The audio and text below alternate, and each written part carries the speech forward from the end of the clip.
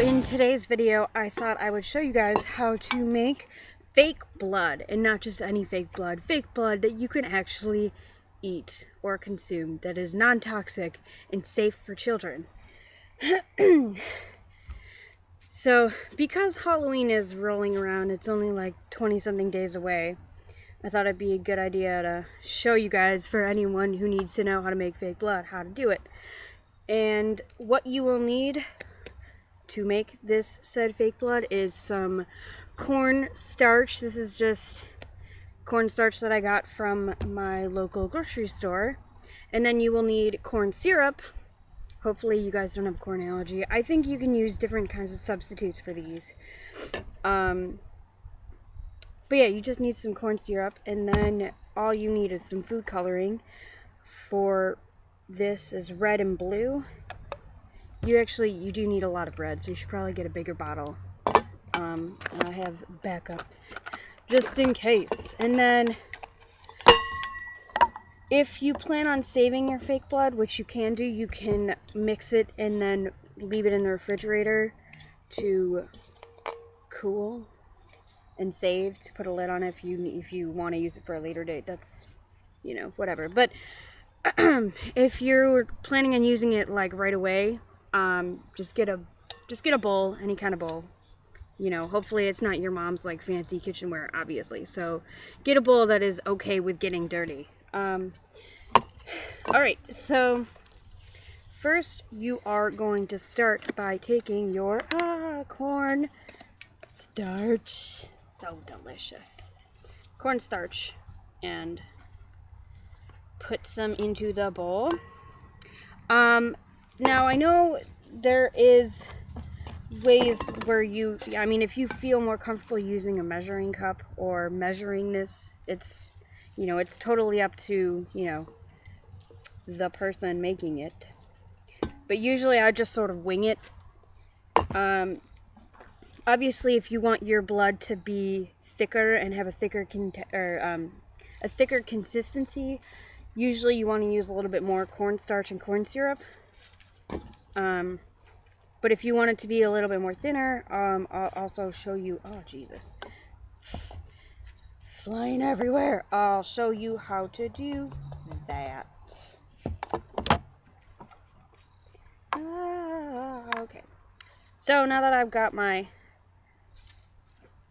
cornstarch, I'm gonna take some syrup, some corn syrup. And also, like I said, if you don't want to use corn syrup, you can actually also switch it out for maple syrup, which works just as well, but because maple syrup already has a color in it, whereas in this is clear, it's gonna have a different blood color. So you can pretty much use anything to stir it with, a spoon or whatever. I'm just gonna use this. Alright. Mixing. That looks so delicious.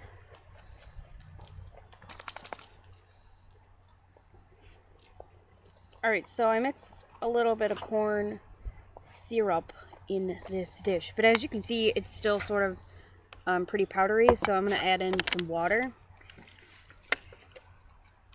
to thin it out a little bit.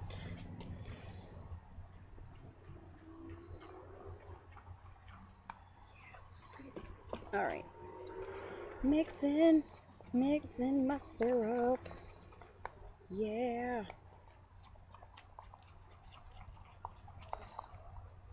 And also, I mean, like I said, if you want it to be thinner, you would probably put in a lot more water. But if you don't want your blood to be runny and you want it to be, you know, some nice, delicious, thick blood, make sure you put in less water and more corn syrup and powder and whatnot. Okay. So as you can see, this is my mixture that I just poured onto my computer. Wow. Oh my gosh, the struggles, guys. So it's still pretty liquidy, so I'm going to probably put in some more corn syrup.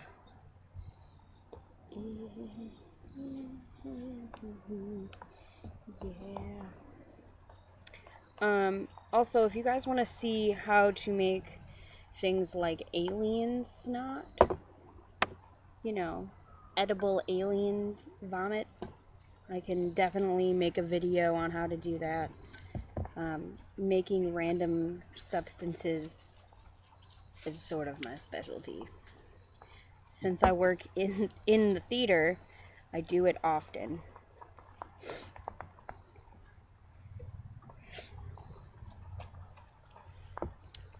Also, making this may get a little bit messy, so you don't want to be wearing, you know, your fancy Sunday clothes. Obviously, I'm just wearing a plain old t-shirt. Mixing my solution of magic.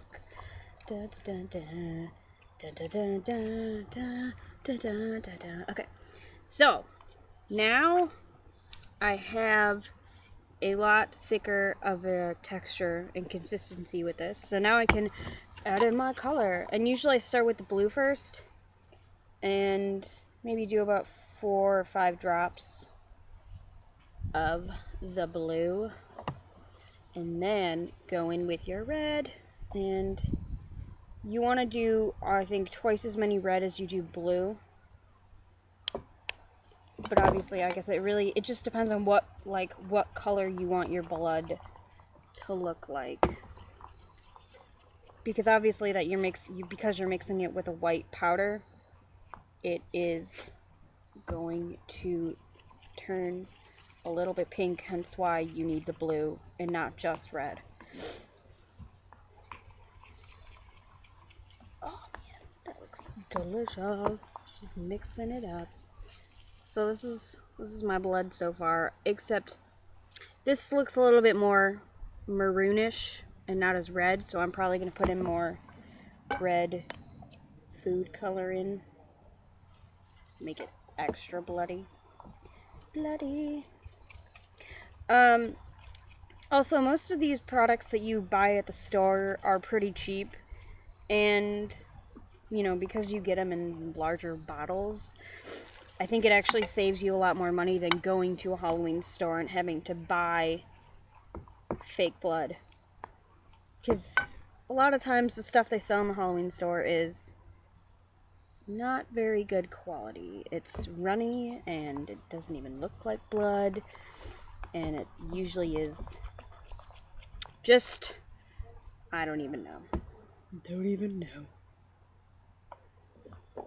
Blood. So much blood. Oh, yes. Okay. So, here's what my blood looks like so far. You can see that delicious color. So, like I said before, all of these products are safe and non-toxic, so I mean, you can put it on your face, and if you get it in, I mean, obviously I wouldn't just like slather this into your eye, but if you do get it into your eye, you can just rinse it out with water and you'll be fine. So, and obviously if you're using this fake blood on small children, it's safe for children to use. So this is my fake blood, and it's just so delicious. I love it. Okay. So if you stay tuned for my next video, I will show you how to make a theatrical looking scar, and I will use my fake blood, so you get to see me use my fake blood. Yeah, so exciting. Okay. Well, hopefully that was helpful and not just strange listening to me talk and mix things.